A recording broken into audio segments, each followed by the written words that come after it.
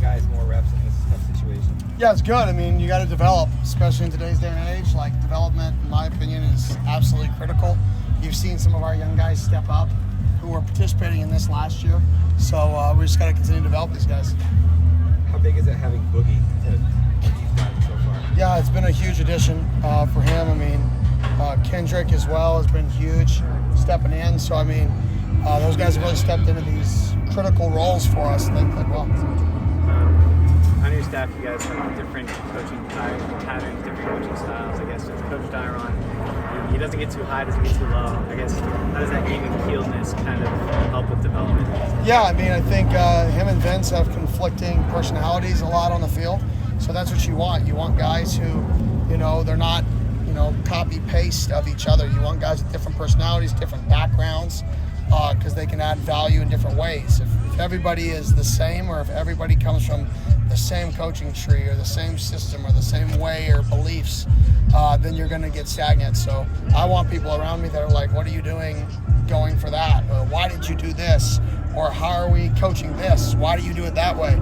That's how you become better, because you have good conversations. So I think having different personalities is the same thing. I feel like some of that NFL experience he has kind of plays into that.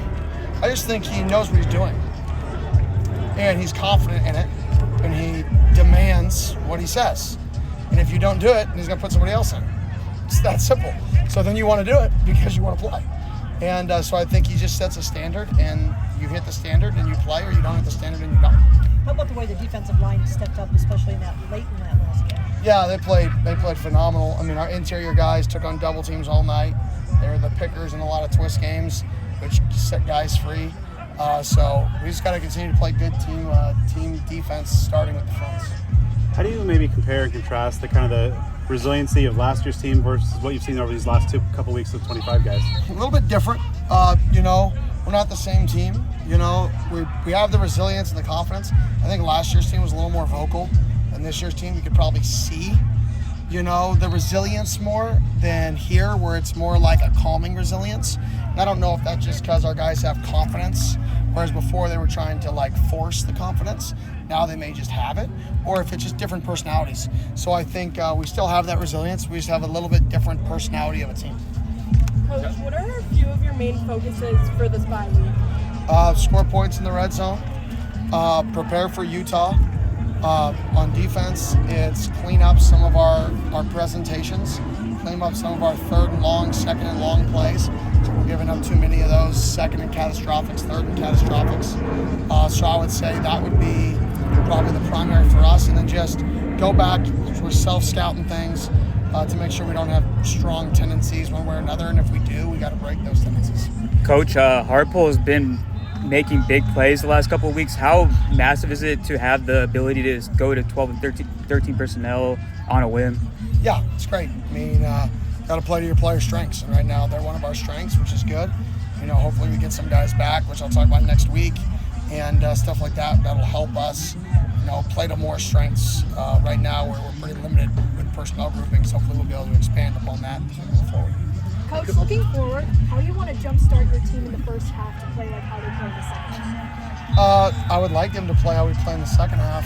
In the first half, like you said, there's not like a secret way to jumpstart it. You know, we just got to play better early. I mean, that's simple. I mean, Texas State, we played really good early. You know, NAU, we score, stop, score. So I think we just got to play better early, and part of that is, you know, we're getting teams' best stuff. When you're a team that, you know, people game plan for and they prepare for, you may have notes from summer on us that you're preparing and holding to play us, and they bring that stuff out and it's successful. So I think our guys are just good at adapting and changing mid-game, and I think that's a strength. Hopefully as the season progresses, the longer a season goes, the more you should know what you're going to get. So the less adjustments happen mid-game, the more game plans get in effect.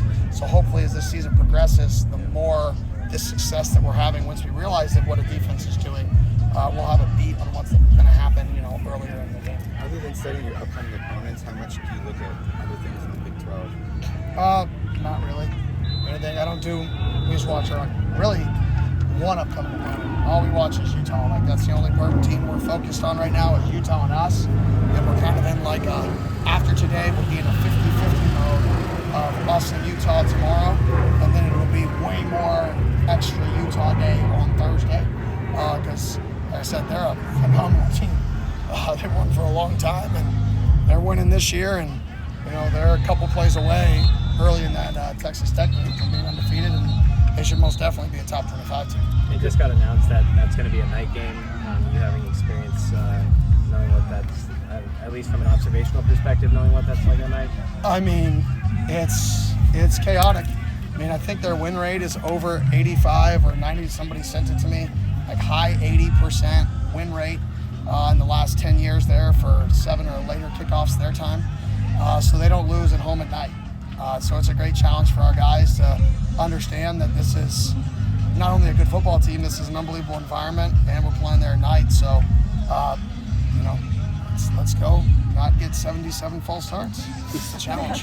Coach, you talk about obviously the depth, but especially defensively, guys that have come in. I mean, you talk about even somebody like Roddy who's been here, but just their even confidence in the system. How do you feel that working with the guys in front of them has helped boost their confidence and inevitably your depth? Yeah, I do think the fact that he was talented enough to play as a true freshman. I think the fact we didn't have to play him as a true freshman, he could sit there and learn, has really given him the confidence now that he's on the field, he's ready.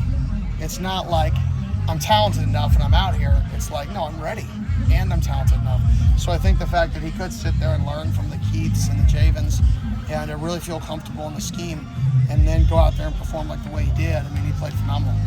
Coach, Davion has obviously been out in the past couple of weeks, but we've seen him out here in practice kind of coaching up the young guys. Just how has he stayed involved in the prep and with your team even though he's been out? Yeah, I mean, I told him we need you. You got to coach those guys. You got to get the next guys ready for us back there. And you're as good as anybody to teach our scheme. You're as good as anybody for those guys to, hear it the way that you say it. You're the coach on the field. Now you're the coach on the field just with a whistle for the next couple of weeks, hopefully. And so he's just done a great job. Coach, can you speak on Jesus a little bit? Talking back-to-back game winners, less than 2 minutes. Can you kind of talk about that consistency and that mindset that they seem on against TCU? Yeah, I mean, never had a doubt. The dude, even if you had a doubt, the way you prepare, you want it to be in his hands. When somebody prepares, you want them to have the ball. And he prepares in a way that you want him to have the ball in the biggest moments. And whether it goes in or not, I can sleep at night knowing he's kicking it. Burleek's obviously taking kind of a lead back role for the last couple of weeks, had some great success leading the conference. How do you see Kanye Udo kind of fitting into that rotation now, right? Yeah, I mean, Burleek's doing a good job. Sip's working back in. We got to find, must be an interception. We got to find a way to, be more efficient on short down and goal line. So we got to find a back or who that's going to be to get in there in those situations, because we got to be better at that. What's it been like watching Scat kind of emerge? Not to change the subject. It's been awesome. I mean, all the videos of him screaming, those are more fun for me to watch than the touchdowns. I knew he was going to score touchdowns and do backflips and all that. But when he's like, I'm like, that's awesome. That's the game. That's the childhood game that he still gets to play and he gets to do it for a living, and that's pretty cool to see. Is it kind of like a proud parent moment almost? It is. It's like, yeah, it is. I mean, he's a special kid. He's got a legend here. But just the way he brings positive energy and he brings intensity every single day is, I think, what separates him is the mindset. He's not the biggest, he's not the fastest, but he's wired in a way that he's one of the hardest guys to tackle, because mentally he told himself when he was a little rugrat that people aren't going to tackle me. And he took that mentality his entire life, and he was raised like that, he plays like that, he lives like that. And it's pretty cool to watch him, live out his dream. Kid who was underappreciated his entire life until the last 4 months of his college career, really 2 months of his college career, and then go out and live on his dream. It's pretty cool. How rare is it for somebody to make that much improvement from junior to senior season? Yeah, pretty rare, to be honest. We really just, me and him had a lot of heart-to-hearts from the transition from junior year to senior year. I think you have to. I think, tough conversations are what are needed. You have to have really tough conversations with people. And I think he was somebody that took tough conversations really well. He took it as a challenge, and he wanted to prove everybody wrong. I think he's doing that, and he's still is doing it. Did you see him do backflips here? I guess I hadn't seen him do backflips. One or two, but not many. I mean, I think it would be a flag in college. Maybe it wouldn't. I don't know. There's a little. I don't. Yeah. Oh, they don't put that out there for our guys. 7 guys try to do a backflip. If we find a way to score versus Utah, right? Because they're really good. He did do the one in the middle of the dodgeball game. Scat. Oh yeah, you're right. He did do that one. So I'm not tuned into our celebrations. Celebrations and swag are not high on my list of things I care about. I love handshakes though. I'm big on guys having handshakes with each other.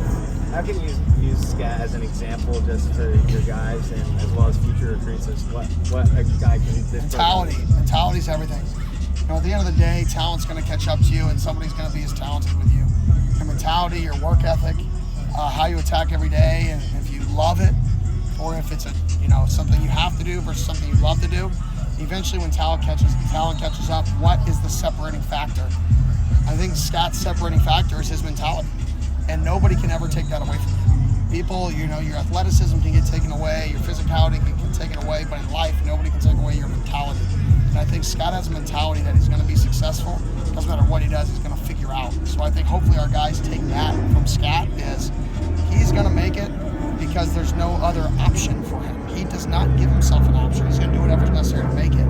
And that goes on and off the field. Have you had those similar heart-to-hearts you had with Sam and Jordan? The different people, like everybody, you have to have different conversation with. Everybody has strengths and weaknesses that are different. So yeah, I've definitely had one-on-one conversations with a lot of guys in our team. They're not the one-on-ones I have with Scott because he was different, right? Everybody needs something and needs different, in my opinion, guidance or direction. So every conversation